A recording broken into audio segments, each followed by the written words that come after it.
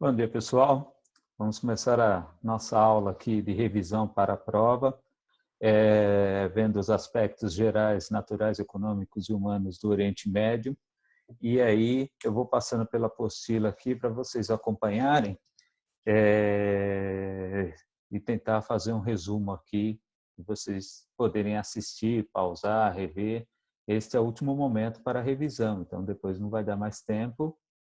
Estudem bastante. Então, aqui temos os países do Oriente Médio, né? A sua posição geográfica ali,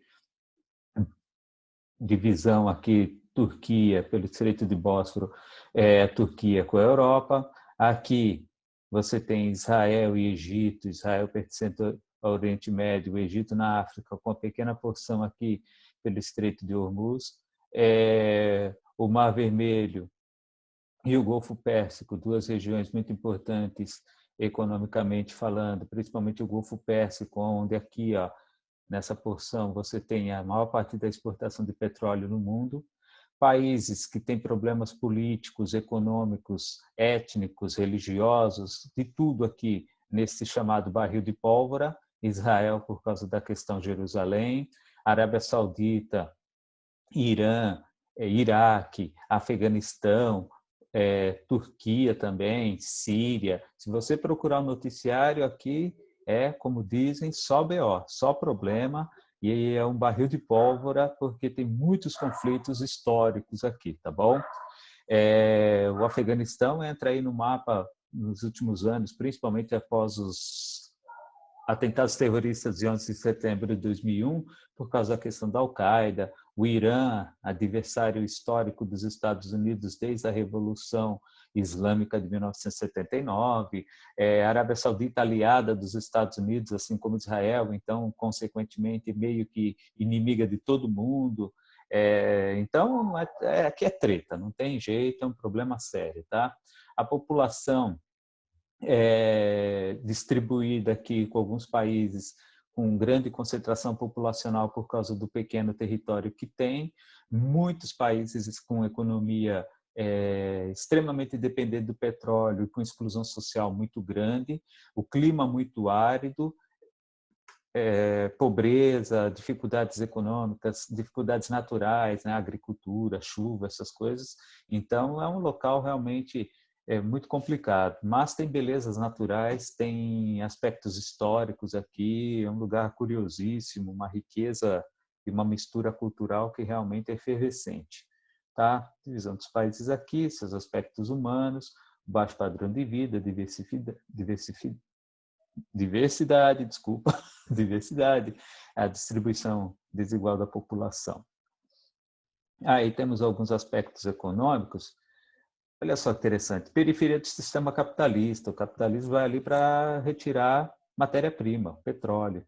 Então, a exportação de petróleo é o carro-chefe da economia, deixando ricas algumas famílias, principalmente aqueles os sheiks árabes, que são como os reis que mandam no território todo, mas com uma população empobrecida, uma distribuição desigual. Tem aqui a agricultura em algumas regiões, com os produtos que são comercializados, a indústria incipiente, quer dizer, muito básica, exceto em Israel. Israel tem algumas áreas com grande desenvolvimento, uma coisa que eles têm muito forte, desenvolvimento bélico, tá? Porque Israel tem problema com toda a vizinhança ali e também problemas internos, então ele precisa se fortalecer militarmente. A Arábia Saudita é uma das maiores importadoras de armas do mundo e ela compra basicamente dos Estados Unidos. A Arábia Saudita investe mais em defesa militar do que a maioria das potências mundiais.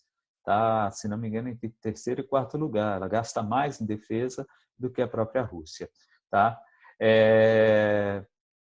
Aí aqui tem um aspecto interessante, tá? Algumas características sociais. Pegar a Austrália, Suécia, Estados Unidos, que são países muito desenvolvidos. Taxas de natalidade, taxa de mortalidade, a renda per capita. E aí você vai ver aqui, Austrália, Suécia, Estados Unidos. Aí pegar o outro mundo, né? Oriente. Daquela região ali do Oriente Médio, o Afeganistão, olha só, renda per capita, né? Então, a divisão do PIB pela população, $800. Austrália, 30 mil dólares. Estados Unidos, 40 mil dólares. Né? Não vamos falar do Brasil para não dar tristeza. Então, você pensa, o americano, a renda per capita anual de 40 mil dólares, vezes 6, né? Que é o real.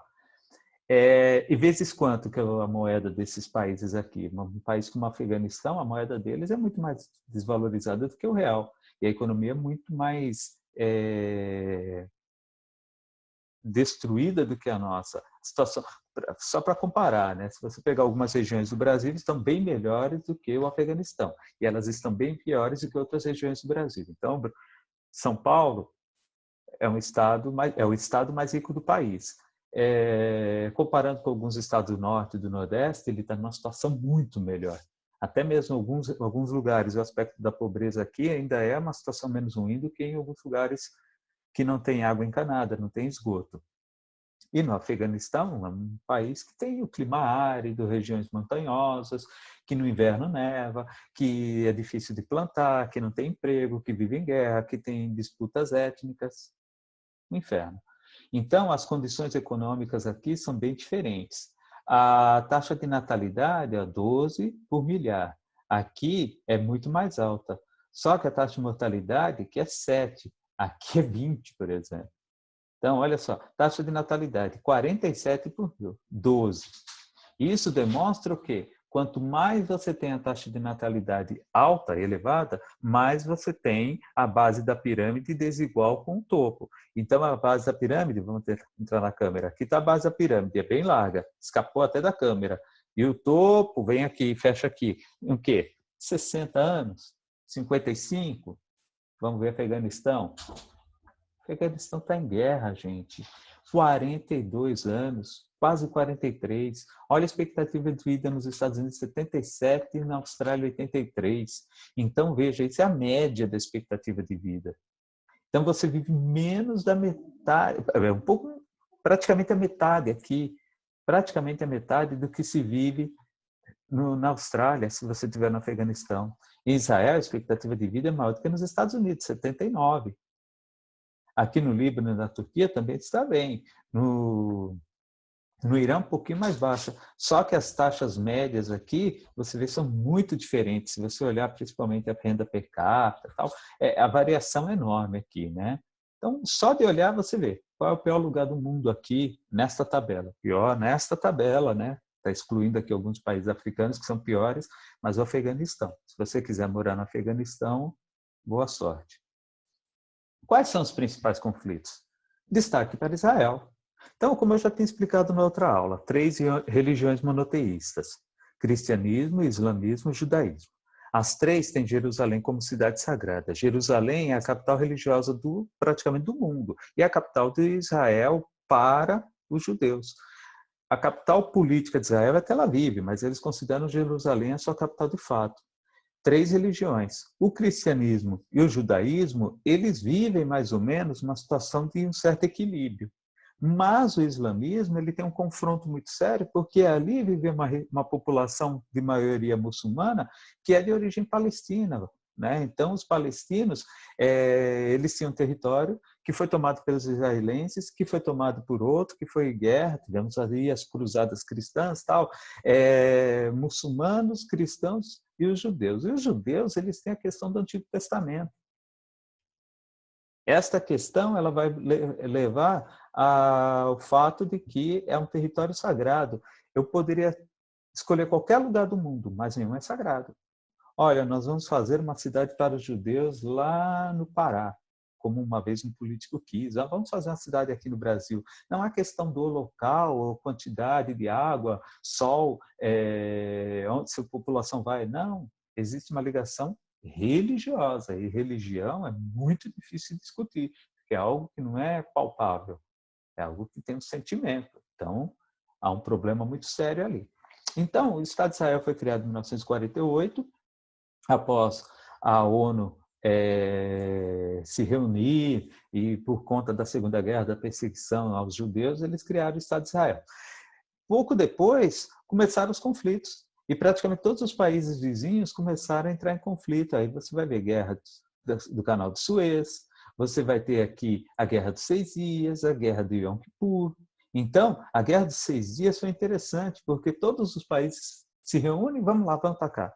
Israel ataca, contra-ataca todos eles, vence, em uma semana ele vence, e ele começa a tomar território. Ah, tá bom, eu ganhei aqui da Jordânia, então vou pegar o território da Cisjordânia. Pegou para ele e não devolveu nunca mais.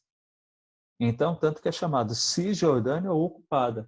Não pertence a Israel, de fato, mas ele tem por direito hoje porque ele invadiu.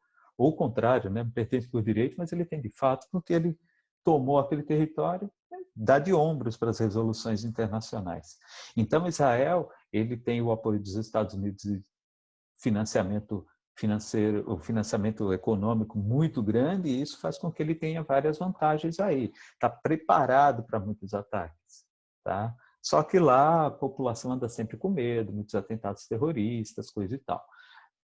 Aqui era o feriado, um dos mais importantes feriados, né? O Yom Kippur, que eles têm como um período sagrado. O que, que vai acontecer? Eles estão no feriado e aí os vizinhos árabes atacam Israel. Estas invasões, todas elas vão gerar prejuízo para os vizinhos. Israel sempre vai contra-atacar.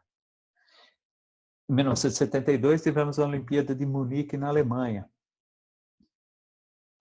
Terroristas árabes, de um grupo chamado Setembro Negro, invadem o alojamento dos atletas, entram no alojamento dos israelenses, sequestram 11 atletas israelenses, aí começa uma perseguição, eles vão até o aeroporto e dizem: nós queremos que soltem vários presos palestinos. Aí o governo da Alemanha negocia, só que naquele tempo eles não tinham o preparo que se tem hoje, principalmente as tropas de elite, e eles tentam resgatar os soldados lá, os atletas israelenses, e os sequestradores de Setembro Negro dividem os grupos, eles tinham pedido helicópteros para fugir e um avião. Eles dividem nos helicópteros, quando as tropas tentam salvar os atletas, os sequestradores reagem, todos eles morrem, sequestradores, mas antes eles explodem com granadas helicópteros, metralham os 11 atletas, morre todo mundo, tá? Aliás, já tinha morrido um ou dois no alojamento, mas mata todo mundo. E depois o governo israelense faz um trabalho que tem um filme chamado Munique, é um trabalho de perseguir todo mundo que participou. E aí os agentes secretos do Mossad, que é o serviço secreto israelense, vão perseguindo esses caras em vários países diferentes, e matam um por um. Vários atentados lá, alguns meio atrapalhados, mas todos os que participaram direto e indiretamente são mortos, tá? Como uma forma de vingança. Então, Israel sempre teve isso. Se você atacar Israel, Israel vai contra-atacar. Então, o Líbano tem o Hezbollah, que é um grupo que eles chamam de braço político, mas é o braço armado lá do terrorismo palestino-árabe. E aí, o que acontece? Quando o Hezbollah ataca o Israel joga bomba no Líbano. E algumas vezes, o que Israel faz? Ele explode a casa do terrorista. Está nem aí com a família, essas coisas. Eles explodem lá. E como para os muçulmanos morrer se chama, né, a jihad, a guerra santa, então os muçulmanos acham que vale a pena morrer por isso. É só rever aí o 11 de setembro. Assistam os filmes sobre os atentados dos Estados Unidos. Tem um filme chamado Voo 402, que é excelente. Tem um outro sobre o atentado em Boston, em 2003, que estava tendo a maratona, chama-se O Dia do Atentado. É interessante você ver que eles colocam um pouquinho a narrativa dos terroristas. Não, o que nós estamos falando, dizendo é por Alá. Alá quer que você faça isso, Alá deseja, morra por Alá. Tá? Então, é muito difícil você negociar com isso. E aí, as crises, né? Crise árabe, Israel-Palestina, Israel-Palestina, Israel toma vários territórios da Palestina, começa a construir assentamentos, os judeus eles vão ocupando mais espaço, os palestinos vão tendo cada vez mais espaço. Isso faz com que haja uma repercussão, uma insatisfação muito grande dos palestinos, e aí acontecem as intifada chamada Guerra das Pedras, que os palestinos começam a jogar pedra nos soldados, os soldados reagem, e aí morre gente pra caramba, porque é tiro, porrada e bomba, né? Não é a Valesca Popozuda, mas o esquema é tiro, porrada e bomba. Então morre muita gente, Israel controla o fornecimento de água, a entrada de alimentos. Os palestinos são divididos entre a faixa de Gaza e a região da Palestina, duas áreas separadas com o território judeu no meio, então eles ficam separados, famílias ficam separadas, tal. Todo mundo quer guerra? Não, não é todo mundo que quer a guerra, mas muitas vezes o fato de não aceitar dar espaço ao outro acaba resultando nos conflitos, tá? Então, quando se assina um acordo de paz, o líder que assinou, ele corre risco de morte. Isso aconteceu com o presidente do Egito, com o presidente de Israel, com vários representantes que buscaram acordos de paz. Então, muitas vezes, o cara do seu próprio país, da sua própria religião, ele vai lá e mata um representante que assinou, como foi o caso do judeu que matou o presidente de Israel, como foi o caso da guarda militar do Egito que matou o presidente do Egito. Então, esses fatos mostram que a paz não é só uma coisa negociar com o adversário, tem que ser negociar dentro, tem que se combinar com as pessoas que vivem no seu país, que são da sua religião, seu grupo étnico, para negociar também fora, porque você pode ter oposição. Então, e é um território pequeno, né? Mas tem tudo que remonta à religião, é uma coisa complicada. O Líbano também teve vários problemas políticos, o Líbano passou por guerra civil, essa guerra civil destruiu boa parte do país, um país que era muito bonito, muito culturalmente muito dinâmico, e aí ele passou por muitos conflitos e tem muita ligação com Israel e tem muita ligação com os países vizinhos. Alguns jogam, eu vou te ajudar, vamos apagar o incêndio. Eles jogam gasolina, né? Porque para muita gente a paz não é interessante. Então, os conflitos no Líbano foram muito sérios, atentados terroristas, morte de candidatos a primeiro-ministro, morte de ex-primeiro-ministro, gente que buscou dar uma dinâmica diferente e acaba sofrendo represália. Então, parece que lá todo mundo quer resolver realmente na violência. Tem aqui, então, fala do Hezbollah, né? Então, é uma questão muito complicada a questão do Líbano. A guerra Irã-Iraque foi de 1980 a 1988, e eles disputavam um território rico em petróleo. Irã, apoiado na época, até 1979, o Irã ele era aliado dos Estados Unidos, tá? Em 1979, houve uma revolta lá, e foi chamada de Revolução Islâmica, com o líder religioso chamado Ayatollah Khomeini, e o Ayatollah Khomeini, de fora do Irã, ele estava sendo perseguido no Irã. O governo lá do Irã era um rei, chamava Shah, né? No Irã chamado de Shah, Reza Pahlavi, e o Reza Pahlavi era adversário do Ayatollah Khomeini, e o Reza Pahlavi era aliado dos Estados Unidos. O Ayatollah Khomeini ele consegue uma revolução lá e volta para o Irã, e o Shah Reza Pahlavi foge, doente, já com câncer, morre pouco tempo depois. E aí foi interessante que de aliado passa a ser adversário dos Estados Unidos. Eles se transformaram em islâmicos, fecham a embaixada dos Estados Unidos, é um sequestro dos funcionários da embaixada que dura mais de um ano, influencia até na eleição americana. O presidente dos Estados Unidos na época, Jimmy Carter, falha nas negociações e aí o Ronald Reagan é eleito. Então isso influenciou nas eleições americanas. E a partir de 1979, então, o Irã passa a ser um regime muçulmano, radical, tá bom? Um Estado Islâmico. E em 80 ele entra em atrito com o Iraque de Saddam Hussein. E aí os Estados Unidos vão vender armas para os iraquianos, vão apoiar os iraquianos. Quem se deu bem nessa guerra foi o Brasil. O Brasil era um dos maiores fabricantes de armas do mundo na época. Tinha uma empresa de engenharia militar chamada Ingesa, e a Ingesa vendia tanques. Alguns tanques de guerra brasileiros eram considerados os melhores do mundo. E aí a Volkswagen vendia Passat para o Iraque. E o Iraque pagava em petróleo. O petróleo era o Brasil tinha problemas sérios com o fornecimento de petróleo. Chegou um momento lá que a guerra desandou, o Iraque parou de pagar, o Brasil tomou um balão da caramba, a Volkswagen ficou sem receber os Passats, a Ingesa foi à falência, o governo não segurou a onda. Então, veja só, Saddam Hussein era aliado dos Estados Unidos. Durou de 1980 a 88 a guerra Irã-Iraque. acabou em 88, sem vencedor. Os caras chamam, estão brigando por quê? Nem sei mais, 8 anos de guerra, já tinha até esquecido o motivo, como é que aquilo tinha começado. E aí eles assinam um acordo para encerrar a guerra. Não houve exatamente vencedor, né? Foi uma guerra de perdidos. Acabou a guerra, agora o Oriente Médio vai entrar em paz, que beleza, tal, negativo. Em 1990, Saddam Hussein, acho que estava sem ter o que fazer, ele disse, espera aí, tem um território que eu acho que deveria ser nosso. Qual? O Kuwait. Tem petróleo lá, tal, se a gente olhar historicamente, não sei o quê, Mesopotâmia, vamos voltar aqui, vamos invadir o Kuwait? Do nada, assim, pá, sabe? Invadiu o Kuwait. Aí, o que acontece? Os Estados Unidos falam, não, você não pode invadir o Kuwait. Saddam Hussein já estava tendo umas tretas, já tinha enchido as paciências lá, os pacovados dos Estados Unidos, dos outros aliados, tinha um problema com os vizinhos, não sei o quê. Pô, se o Iraque invade o Kuwait e ninguém fala nada, daqui a pouco, sei lá, a Israel pode invadir o Egito, a Arábia Saudita vai invadir o Catar, e aí a coisa desanda.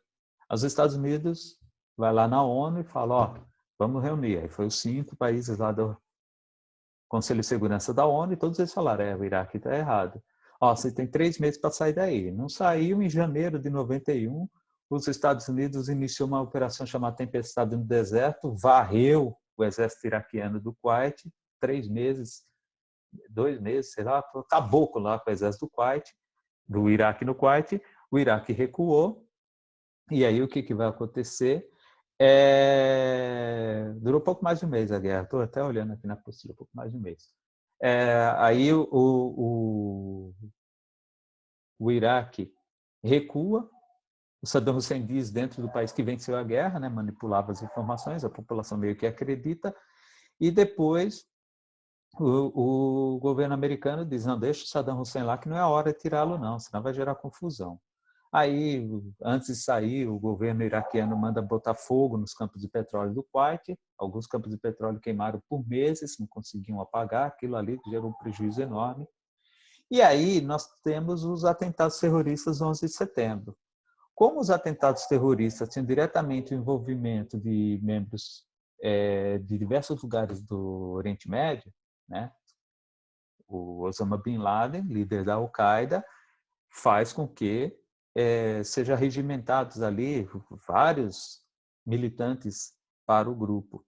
E aí a Al-Qaeda vai fazer os atentados com uma dúzia lá de terroristas, em média 3 ou 4 em cada avião, sequestram os 4 aviões e dá no que dá lá no 11 de setembro. Você pode procurar no YouTube, tem dezenas de vídeos das explosões, tal, principalmente o World Trade Center, que era um símbolo econômico dos Estados Unidos. Aí o governo americano ficou um pouco bravo, né? E aí o George Bush, presidente dos Estados Unidos, declara guerra à Al-Qaeda. A Al-Qaeda está entre o Afeganistão e o Paquistão, mas os Estados Unidos aproveitam para dizer que o Iraque tinha ligação com o terrorismo e que eles tinham armas de destruição em massa. O que vai ocorrer? Vai começar uma nova guerra no Iraque, 2003, e vai se prolongar por muitos anos até 2010. E, inclusive, no meio dessa confusão toda, nós vamos ter lá um membro da ONU tentando fazer um plano de reconstrução, um plano de paz, tal. Era o Sérgio Vieira de Mello, tem o filme Sérgio, nome bonito, Sérgio. E esse filme Sérgio vai retratar a vida do Sérgio Vieira de Mello, que era o representante da ONU para tentar acalmar os ânimos lá. Ele era uma das figuras mais importantes da ONU no mundo, poderia ser fortíssimo candidato a diretor-geral da ONU, tinha assim portas abertas em quase todos os lugares por onde passava, mas ele trabalhava no escritório no Iraque e um carro-bomba explodiu e matou ele e diversas pessoas. Foi um fato muito triste porque ele era uma figura reconhecidíssima da diplomacia mundial. E aí os Estados Unidos, depois de dizer que o Iraque tinha bombas de destruição em massa, bombas químicas, tal, invade, fica com petróleo, mas a coisa sai do controle, dura muito tempo. E aí prendem o Saddam Hussein, matam o Saddam Hussein enforcado, fazem um julgamento breve lá e o matam enforcado. E aí a coisa ficou meio complicada. A guerra do Afeganistão está ligada diretamente a isso, né? Então nós temos aqui o Iraque passando por 3 conflitos que foram falados aqui, e o Afeganistão passando por um conflito que não tem final, né? Tanto está aberto, 2001 não é exatamente até quando, é que lá tem diversos documentários, filmes sobre isso. Quem assistiu Sniper Americano, né, sobre um dos maiores atiradores de elite do mundo, o sniper americano, ele luta lá, mas é o ponto de vista americano, ele é o herói, não sei o quê.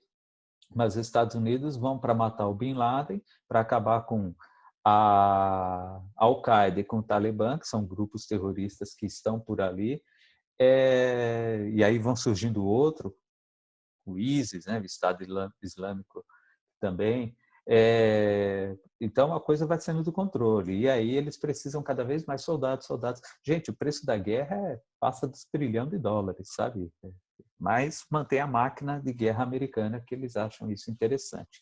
Então, matam Bin Laden, mas continuam por lá, tentam perseguir outros sucessores, não sei o quê. Então a guerra do Afeganistão se dá basicamente, né, seu ponto inicial a partir dos atentados de 11 de setembro. Opa, tá aqui, ó, atentados de 11 de setembro de 2001, tá? Então, é uma coisa que foi iniciada com Bin Laden.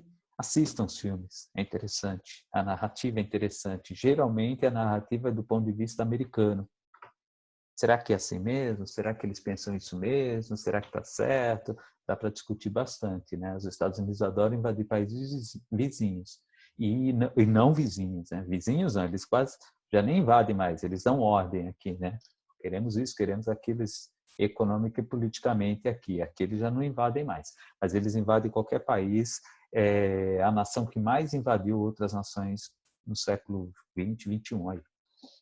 Então, a coisa sai do controle, surgem novos grupos radicais para lutar contra os exércitos dos Estados Unidos e daqueles que dão apoio, e os atentados terroristas se multiplicam. Então, em 2001 tivemos o 11 de setembro, depois tivemos 2003, 2005, 2008, tivemos mais recentemente, então vamos ter na Inglaterra, na Espanha, na França, tivemos invasão de jornais em países da Dinamarca, como a Dinamarca, tivemos um monte. Então, se você pegar aí os atentados terroristas que vão na Europa, eles são muitos. Ah, mas e por que não atinge os Estados Unidos? Também tivemos antes, né?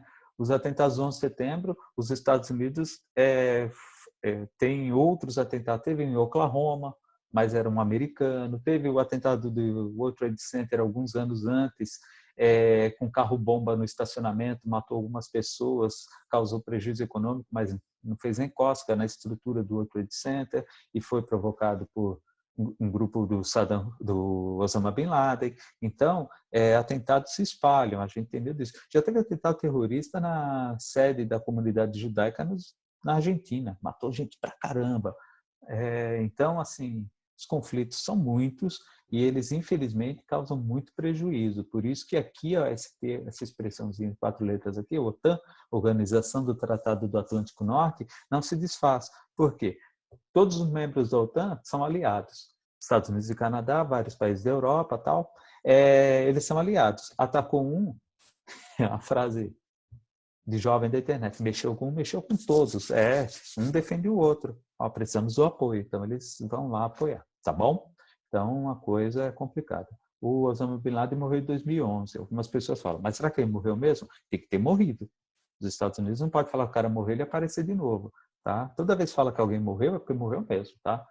Então, Michael Jackson morreu, não tem. Se o cara aparecer de novo, imagina, Deus me livre, saiu correndo. Entramos aqui na Ásia das Monções. Não é difícil explicar, né?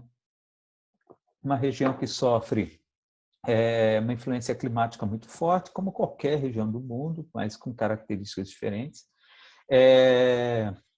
Grande concentração populacional, principalmente na região de Índia e Bangladesh, aqui ao sul, né? Você vai ter, então, monções, porque no inverno o vento seco sai do território do continente, né, para o oceano, e no verão do oceano trazendo umidade para o continente. Aí o continente vai o quê? Vai chover para caramba, vai chover muito. Você pensa o verão brasileiro, não é nem metade da chuva que dá lá. Chove demais, alaga boa parte do território, a bagaça fica inundada. E aí essa população que é altamente concentrada sofre as consequências, mas não arreda pé porque não tem para onde ir, né? São regiões de densidade populacional muito forte. Alguns lugares eles tentaram dar uma melhorada, em outros, eu sempre falo Bangladesh, que Bangladesh é o sinônimo de pobreza e de concentração populacional. Mão de obra muito pouco qualificada, fornecedora de matéria-prima e de é, indústrias que se instalam lá para fabricar roupa, material esportivo, coisas de baixo valor, mas que são fabricados aos montes e vendidos às vezes em lojas de grife, né? Às vezes você pode estar numa Zara e a Zara já foi condenada algumas vezes por usar mão de obra escrava, né? E o dono da Zara é um dos homens mais ricos da Europa e do mundo. Então, às vezes o produto, você olha a etiqueta, você fala, nossa, esse produto aqui é uma empresa italiana de grife, e vai ver foi feito em Bangladesh. Você vai nos Estados Unidos comprar roupa em lojas como o Walmart, que são gigantes e tem aos montes, e tem lá fabricado Vietnã, Bangladesh, China, Índia, e a mão de obra é baixa qualificação e baixo salário. Trabalham demais. Lá tem muitos acidentes porque é interessante, não se tem muita cobrança de trabalho com engenharia, coisa e tal, então tem muito acidente, muitas mortes, com prédio que desaba, trabalhando um monte de gente, quando desaba o prédio não se tem ideia de quantos mortos e feridos, porque as equipes demoram muito para resgatar, não se tem um controle de quem entrou, saiu, então muitas vezes só as famílias reclamando a ausência de um ente, não doente, de um ente, de uma pessoa da sua família, que aí eles vão dizer, está faltando alguém. Então, é muito complicado ali, tá? E essas regiões também são propícias a terremotos, tá? O quadro humano, então você tem aqui, típico de países em transição demográfica, não é país desenvolvido, mas já não é tão pobre. Aqui, ainda é muito grande. A Índia tem uma parte da população mais pobre. Tem que lembrar que a Índia, ao contrário da China, não tem controle de população, né? A Índia, questões religiosas, culturais, é mais difícil o governo implantar um controle da população. Então, a China teve a política do filho único. Mas como tem muita gente, tanto na Índia quanto na China, se uma parte pequena da população tiver filho, já é criança pra caramba, né? É emprego garantido para creche, pediatra, professor, tudo, por muitos anos. Mas aqui no topo ela afunila, então você tem uma população muito jovem e aqui a população mais velha é pequena. Então o topo da pirâmide da etária é complicado aqui, tanto na Índia quanto na China. Ainda estão longe de chegar no índice de países desenvolvidos. Pegue a pirâmide etária dos países mais ricos, né, e vocês vão ver. Como acontece em boa parte dos países, você vai ter a concentração populacional na região litorânea. Por que que você tem principalmente a região litorânea? Exportação e importação de mercadorias, cidades industriais para facilitar o fluxo de enviar e receber, enviar principalmente mercadoria barata e receber matéria-prima. Então, esses países têm muito essa característica. Você olhar o centro oeste da China, aí você tem regiões desérticas por causa de clima, montanhas, essas coisas. A Índia tem uma divisão muito grande aqui com o Paquistão, até por causa daquela questão de divisão com a Caxemira, lembra a Caxemira? Daqui a pouco a gente fala dela, né? Aí países mais estreitos, né? Você tem a população distribuída um pouco mais igualitariamente, porque o território é muito pequeno. Tem algumas regiões, por exemplo, o Japão tem áreas montanhosas, então ele tem grandes concentrações populacionais, as regiões de Tóquio, Hokkaido e algumas outras cidades. Aqui você vai ter Pequim, né, que eles chamam Beijing, e Xangai, aqui Hong Kong, que antes pertencia à Inglaterra e hoje é da China. Então você vai ter algumas cidades com mais concentração ainda. São muitas, a China tem muitas cidades com mais de 1 milhão de habitantes, tá? Questão religiosa, no Oriente Médio você tem 3 religiões. Aqui você tem na Ásia das Monções o surgimento do hinduísmo e do budismo, tá? Além do islamismo, que é muito forte, com destaque para o país com a maior população islâmica do mundo, que é a Indonésia, tá bom? Mas tem outros aqui. A religião islâmica se espalha aqui em todos eles, menos no Japão, mas aqui na Ásia das Monções.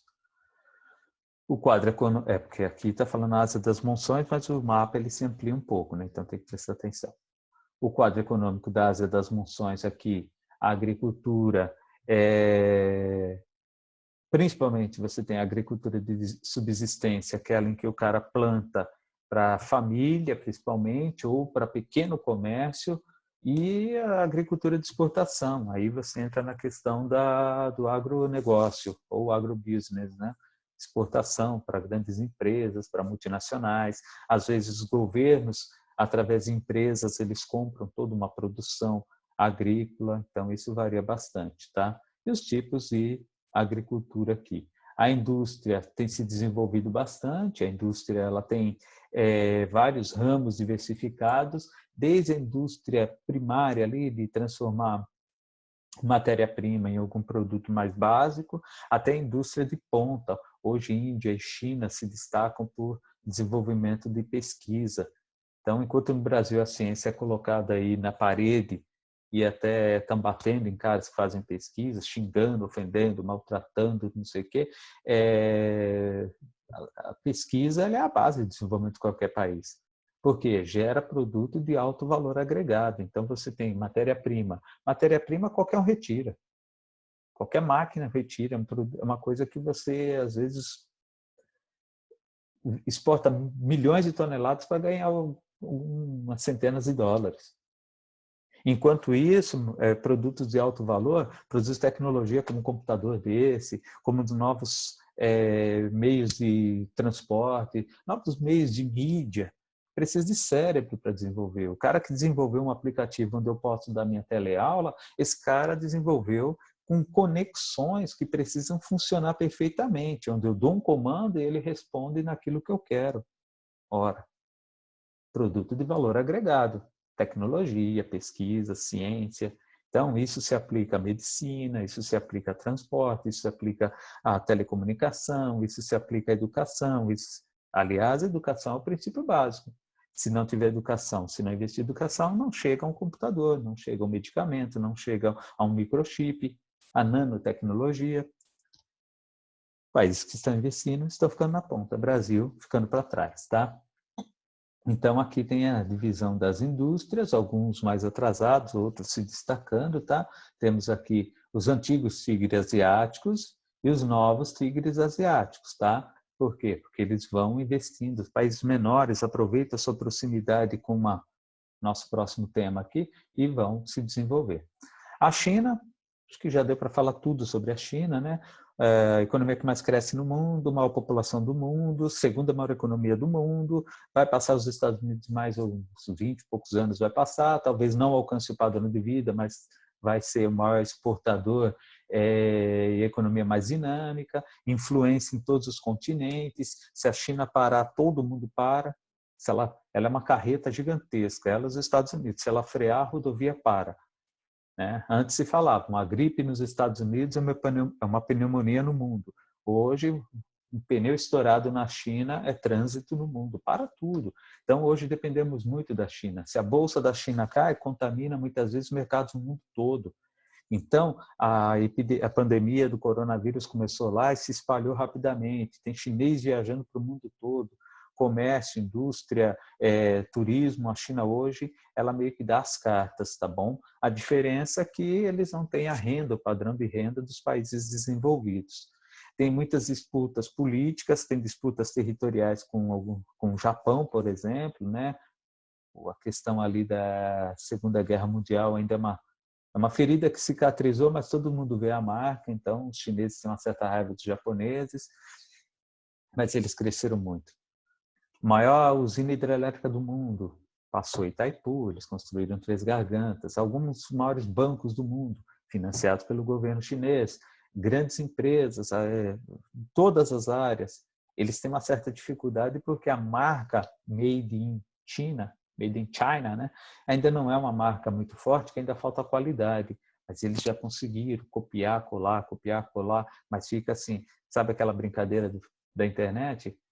Ó, pode copiar, mas faz diferente. Então, eles às vezes eles fazem diferente e não fica tão bom. Às vezes faz diferente, mas eles conseguem um up ali no produto. Então, a China tem hoje uma importância muito grande. As zonas de exportação, tem aquela região litorânea que eu falei, ó, olhar aqui, ó, né? Exportação e importação, tem as legendas aqui. Algumas áreas de menor questão populacional e econômica, né? Mongólia interior você vai ter o deserto de Gobi, áreas vazias, né? Então meio desérticas. Mas os chineses eles se preocupam muito aqui com a sua vizinhança, com a segurança, com a questão da Coreia do Norte, e tal. Investem muito em exército, forças armadas. O Japão, uma das maiores economias do mundo, um dos países mais desenvolvidos do mundo, com a melhor qualidade de vida, um país oposto em alguns aspectos com a China, o país está ficando idoso, baixa taxa de natalidade, pessoas trabalham muito, ganham bem, mas eles consideram que tirar férias, ficar em casa não seja muito honroso. São bem diferentes, não gostam de férias, eles sofrem bastante pressão, os jovens lá sofrem pressão para estudar, tem uma média, mas assim, média, né, de cada criança que entra no Japão, de cada 10, 9 vão fazer faculdade, ou mais, 9, alguma coisa. Então, boa parte deles entram em faculdades relacionadas à tecnologia, eles são muito loucos, tá? Os japoneses, eles se destacam mesmo com relação a isso. Então, os japoneses eles têm tudo que um país desenvolvido ele precisa. Estou olhando aqui o celular porque eu tenho um horário aqui, então já disseram, não, grava a aula, ninguém quer fazer aula online. Então, os japoneses eles têm características que os diferenciam, eles têm dentro de si aquilo que precisa para um país se desenvolver, a vontade, o respeito, eles têm uma questão de ter uma hierarquia. Então, o japonês, precisa ficar em casa. Boa parte deles aceita, que eles se acostumam com isso. A bateria está acabando. Vamos botar o computador na bateria aqui.